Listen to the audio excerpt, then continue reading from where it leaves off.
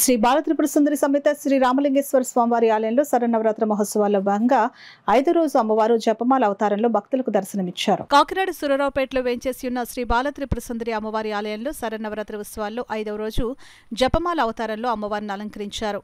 జపమాల అవతారం ప్రారంభోత్సవానికి విచ్చేసిన కాకినాడ సిటీ ఎమ్మెల్యే వనమాడి కొండబాబు తనయులు యువ నాయకులు వనమాడి హేమంత్ వర్మకు ఆలయ చైర్మన్ గ్రంథబాబ్జీ, ఆలయ ఎగ్జిక్యూటివ్ ఆఫీసర్ వీర్రాజ్ చౌదరి మేళతాళాలు, పూర్ణకుంభం, ఆలయ మర్యాదలతో ఘన స్వాగతం పలికారు. ఆలయ ప్రధాన అర్చకులు సుబ్రహ్మణ్య శర్మ శ్రీ బాలత్రిపుర సుందరి అమ్మవారిని జపమాల అవతారంలో అలంకరించి పూజలు చేశారు. కాకినాడ సిటీ ఎమ్మెల్యే వనమాడి కొండబాబు తనయులు యువ నాయకులు వనమాడి హేమంత్ వర్మ జపమాల అవతారాన్ని ప్రారంభించారు. పెద్ద సంఖ్యలో తరలివచ్చిన భక్తులు అమ్మవారిని దర్శించుకుని పూజలు చేశారు. అమ్మవారిని దర్శించుకున్న భక్తులకు వల్లూరు కామేశ్వరి, విజయలక్ష్మి, రైస్ మిల్ తోరంగి వారు ఉదయం ప్రసాద వితరణ, వీరరాఘవరెడ్డి సాయంత్రం ప్రసాద వితరణ చేశారు.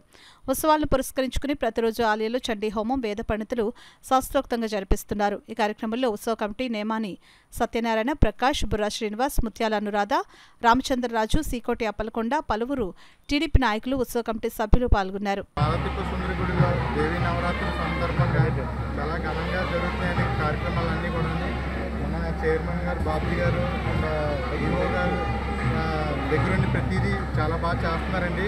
అందుకని ప్రతి ఒక్కరు కూడా దగ్గరుండి దర్శనం చేసుకోవాలని కోరుకుంటున్నాను.